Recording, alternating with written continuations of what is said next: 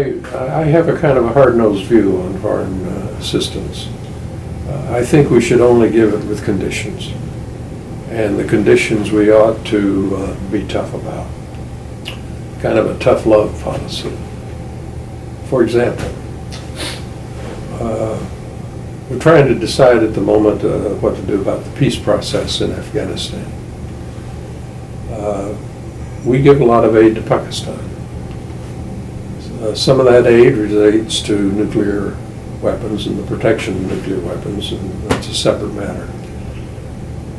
I would devote a considerable portion of our aid to Pakistan and say to the Pakistani government, that aid is conditional.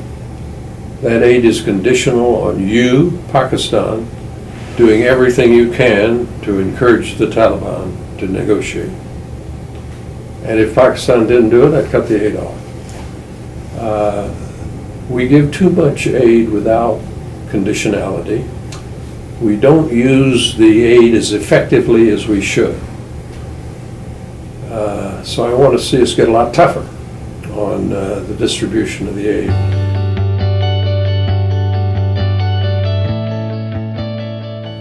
There's an element of thought in the United States today that says the United States must maintain the dominant role in Asia.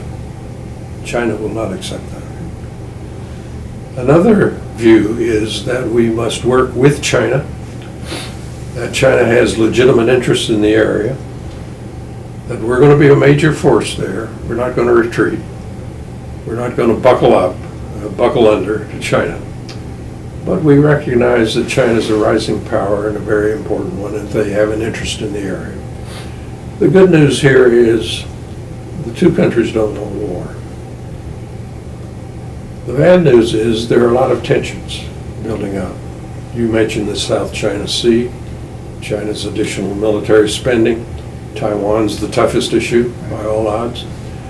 So we've got a lot of tension points with China. What's the solution to it? Well, there isn't any magic solution. But what we have to do is emphasize every possible area of cooperation where we can work together. The private sector is as important as the governmental sector here.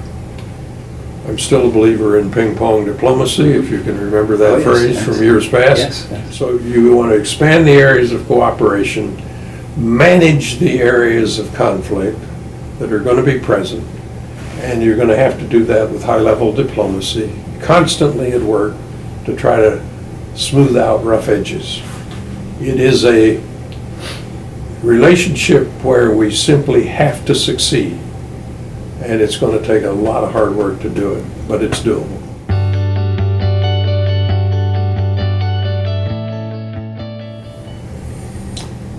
First, I think you have to recognize that the president is the chief foreign policy maker and, of course, implementer as well.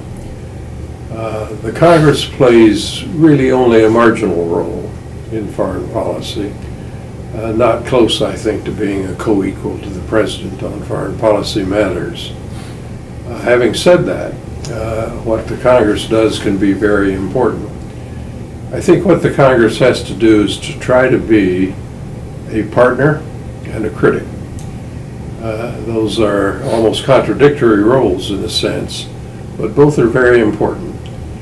The president needs often support to carry out his policies, but he also needs an independent voice to criticize what he's doing, both constructively and negatively.